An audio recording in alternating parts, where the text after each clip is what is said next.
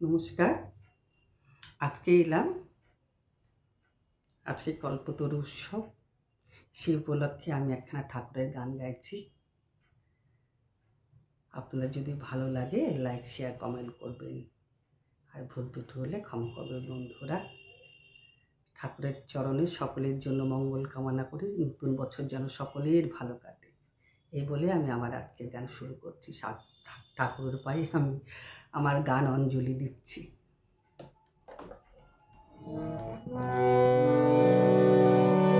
তুমি যে সত্য, তুমি যে সুন্দর,